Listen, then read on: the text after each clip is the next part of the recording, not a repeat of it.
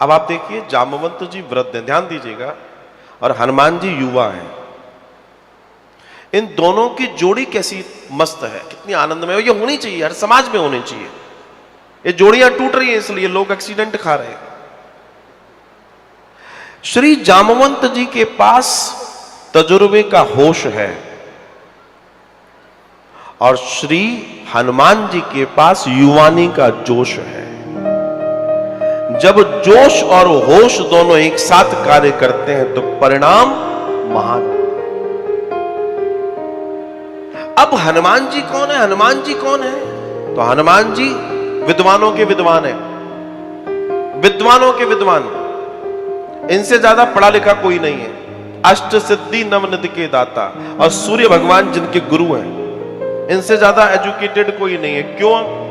उसका प्रमाण देता हूं। विद्या ददाति विनयम, हमारे यहां कहा जाता है कि विद्या का मतलब है आपके अंदर विनय पैदा हो, सरलता पैदा हो, अकड़ पैदा ना हो।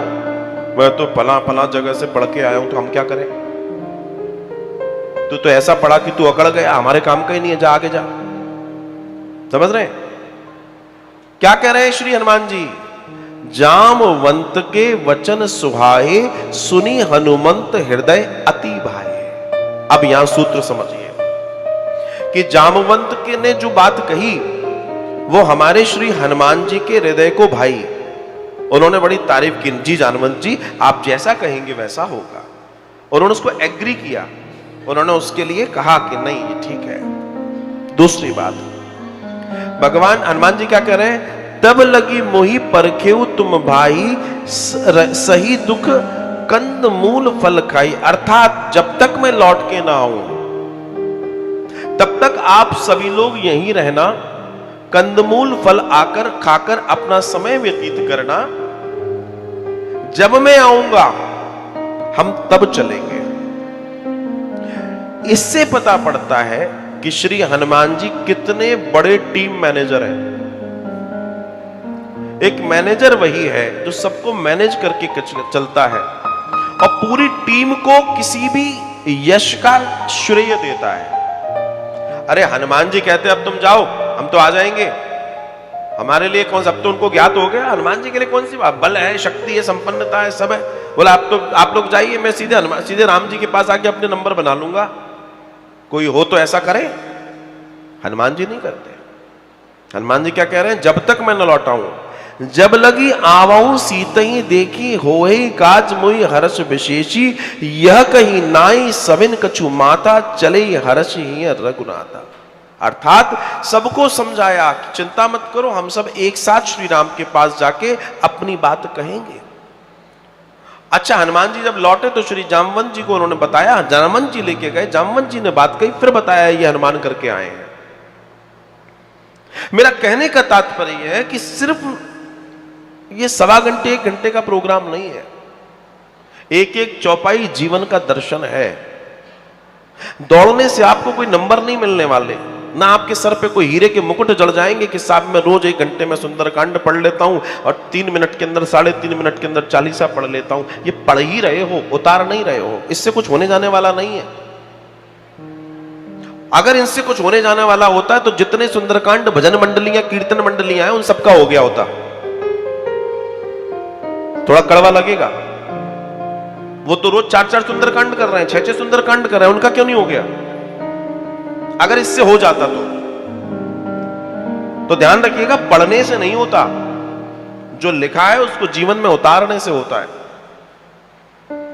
किताबी कीड़ा बनने से कोई जीवन में महानता नहीं आएगी, जो लिखा है उसको जीवन में उतारने से महानता आएगी। एक चौपाई का मंथन कीजिए और 1 दिन 2 दिन 5 दिन कीजिए, वो चौपाई आपके जीवन में क्रांति ला देगी। और आजकल के दौर में तो बस ये चल रहा है कि साहब बड़ी बड़ी, मतलब आपके जीवन का वास्तविक आनंद आपको नहीं मालूम। 10-20 लोग आ गए, सबके हाथ में किताब पहुंच गई, सब लोग गज गज गज गज गज गज गज गज गज गज गज हो गया साहब, हो गया, लो प्रसादी पाओ, जय जय। क्या हुआ? बोला सुंदरकांड हो गया। अच्छा, सुंदरकांड हो गया और सबके चेहरे, उनका कोई भी सुंदर चेहरा नहीं हुआ। क्यों नहीं हुआ भाई? क्योंकि तुम्हें मालूम ही नहीं है तुमने क्या बोला है, तुम्हें उसका मीनिंग नहीं मालूम, तुम्हें उसका मतलब नहीं मालूम। जिसका तुम्हें मीनिंग, जिसका मतलब नहीं मालूम, तो पढ़ क्या रहे हो इतने समय से?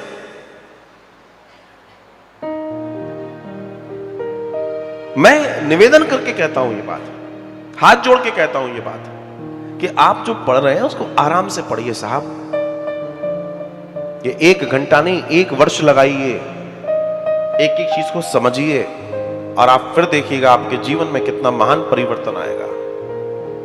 यहां हनुमान जी बता रहे हैं कि कैसे लोगों को लेके चलना चाहिए, और गृहस्थों को ये जानना है कि कैसे गृहस्थी को लेके चलना चाहिए, एक बिजनेसमैन को ये जानना है कि कैसे बिजनेस को रन करना चाहिए। सब तो हनुमान जी बता रहे हैं। और जब सबको राजी कर लिया, आप यही रहना, तब सिंधु तीर एक भूधर सुंदर, कौतुक चढ़े उठे था ऊपर। एक वो बड़ा सा पर्वत है, उसके ऊपर फिर चढ़ गए, और जब चढ़ गए, यही वो पर्वत है, सुंदर पर्वत जिसको कहते हैं, इस पर वो चढ़ गए। और जब चढ़ गए तो उन्होंने गर्जना की, बड़ी तेज गर्जना की, और श्री राम श्री राम श्री राम श्री राम तेज तेज पुकारने लगे। और पुकारते पुकारते जैसे कि हवा भर गई हो उनके अंदर, होता है ना, प्रेशर आ गया।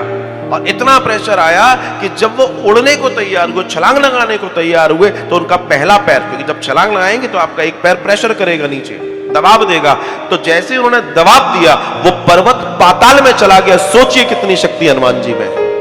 आप विचार कीजिए कि वो पर्वत जो है पाताल में चला जाता है, पाताल में, और विचार करके देखिए, चले ही सोगा पाताल तुरंत और इमीडिएट खत्म। यहां पाताल में वो और वो आकाश में।